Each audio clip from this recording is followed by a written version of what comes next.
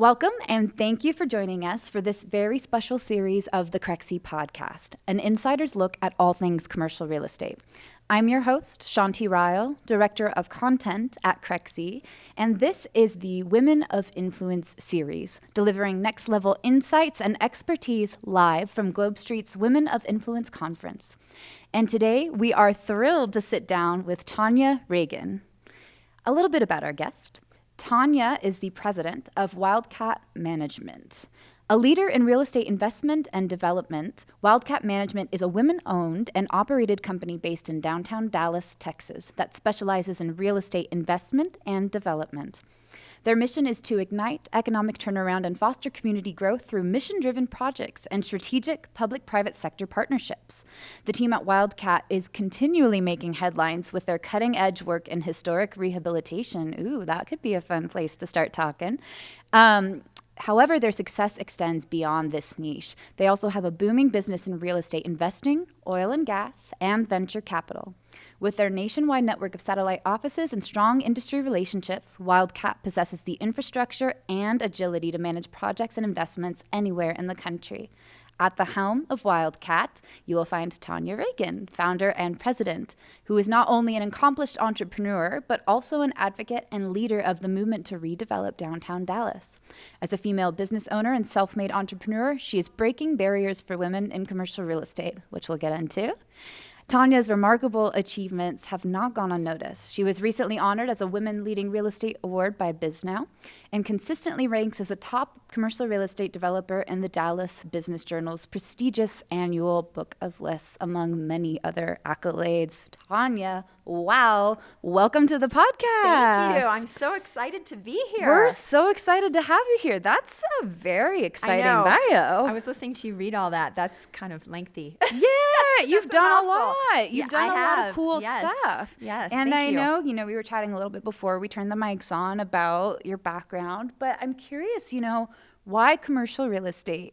What makes it, your passion? Why are you so excited about it? It's interesting. I kind of fell into commercial real estate. I started out in fashion. Hence Hence this amazing suit. my like for power suits. Yeah. I started out in fashion, was always very entrepreneurial. And what took me to Texas was I had sort of reached my cap within the fashion sector. I was working for a consulting company at the time. I started out at Neiman Marcus as an intern in college. There you go. And thought, okay, what is next? And I knew I wanted to go out on my own and start a business. I just didn't know how that looked. So I actually ended up in oil and gas. Okay. In Texas. In Texas, that's the place to do it. And the natural transition was real estate. So early on, I was assembling large oil and gas parcels for drilling. I was leasing mineral rights. I was assembling large groups of acreage. And that taught me title. It taught me relationship building. It taught me how to work through all of the background of those type of deals. And the next transition was real estate. So Absolutely. It just made sense to get into it, right? So, the relationships that I formed from families and individuals that I was working with on their oil and gas interest, I performed. I not only had built those relationships, but I had done everything that I said I was going to do. So naturally, The follow-through is important. the follow-through was, hey, you leased our interest. We trust you. We like you. Would you be interested in buying my land? So I started buying land. And I took the proceeds from the oil and gas deals, and I turned around and invested that into land. So I started out with land more in rural areas, and then I started buying some strip centers, and then ultimately I ended up in downtown Dallas. And that was a deal where there was a family that I had leased all of their interest, and they came back to me and said, we've got this property in downtown Fort Worth. I said, yeah, I'll buy it. Well, then they came back and said, we also have this block in downtown Dallas. And that ultimately is what took me downtown Dallas. So is that now where you spend most of your time and focus, or I would still a little say- bit all over Texas? I would say I do projects throughout North Texas. I also do projects in my hometown in Minnesota. I would say the wow. projects in downtown Dallas Yeah. certainly get the most attention because Yeah. they're very special. Also, I do a lot of historic rehabilitation, and I've Yeah. spent almost 20 years of my life restoring and working to revitalize downtown Dallas. So because of that gets a lot of attention. Sure. But it's just not, the strip centers and new construction just isn't as romantic and sexy as old buildings. And there's something to be said too. I think, Dallas is just getting bigger and bigger. Yes. There's a ton of opportunity there. Yes. And, as I feel like there's, especially post-pandemic, a really renewed interest in city centers as almost like congregations for communities to come work, to come play. And especially if you already have a lot of that interesting, storied infrastructure, I bet there are so many cool projects that you've been able to work on. Do you have any favorites that you can share with us? Well, I will say the urban center and downtown Dallas looks very different today than it did post-pandemic, pre-pandemic. Sure. Pre-pandemic in 2019, I had already been downtown for 12, 13 years, and when I started, it was a ghost town after 5 p.m. There was very, very little residential population. It was strictly office. And, Wow. In the course of probably 12 years, working with both city leadership, working with Dallas Police Department, working with area business owners and property owners and various stakeholders, we were able to revive downtown. And in 2019, I just thought things were fantastic. Yeah. Then the pandemic hit, and then coming out of the pandemic, what was that going to look like? What was that going to be? Certainly there was some flee to the suburbs. Ultimately, what we found post-pandemic is our urban core and our downtown, although it looks very different, it is 1,000% better than it was in 2019. And certainly a lot of that is because I'm in Texas. I mean, Sure. DFW, Yeah. where else? I mean, you want to be in Texas, but even more than wanting to be in Texas, you want to be in Dallas-Fort Worth. Yeah. So, I feel very, very thankful for that. But, today, our downtown Dallas is, is thriving. We have a brand new $3 billion convention center. We have, Whoa. a growing financial sector, people moving from all over the East and West Coast to be there. And some of my projects that struggled post-pandemic, they've come back online. They just look a little different. Yeah, absolutely. And I think there's a lot more, I don't know, like there's something that's been energized from a creativity perspective. And I'm very curious to hear, kind of looking ahead into the market, because you've been working in Dallas for a long time. What do you see, kind of the next couple years, next 5 years, just from like a city's trends perspective? What are the most interesting concepts coming into play? Or what do you think is going to be, how's it going to look different in another, 12 years? Well, from an urban core perspective, there's certainly pros and cons. And it doesn't matter. I've got one of the largest projects in Mansfield, Texas, which is a suburb. It's about 45 minutes from Dallas, and it's just adjacent to their downtown core. It doesn't matter if you're in Dallas, if you're in Rochester, Minnesota, if you're in Mansfield, everybody's sort of focused on their urban center. Some of the downtown centers, especially in a city like Dallas, they're becoming increasingly more difficult to kind of work through the process. So, we've got all these wonderful things that are happening within our city, but we've also got a lot to work through to get there. And, from Dallas perspective, in downtown Dallas, I would certainly say the hospitality piece of it. Our office has struggled just like every place else in the world. Sure. But on the flip side, we have an incredibly growing hospitality. DFW is number 1 in the country for, for hotels and groups wanting to convention and bring tourism. Sure. Certainly I think the residential population is kind of maybe plateaued a little bit with some of the multifamily construction, but you'll see that continue to grow. And, for myself, when you look at these core centers, there's something very, very special that just cannot be replicated in the suburbs or in new cities or new brand new developments. And especially with the younger folks and people who are relocating from other urban cities to the Dallas-Fort Worth area, they have a certain level of expectation. And that level of expectation is to have 24-hour retail of some sort, or restaurants, parks and green space, good transportation. Now, of course, DFW is in the process of approving a high-speed rail that will go straight from the Dallas to Houston. That will also, that's going to be a game changer. Yes, that would be a big, kudos and big compliment to our growing convention business and our new convention center. But, ultimately at the end of the day, you cannot replicate these urban centers. And that's why I have such a passion for historic. It cannot be duplicated. And it's a special type of product that really lends well, whether it's to multifamily, whether it's to hospitality. That sort of has become my niche in downtown. Absolutely.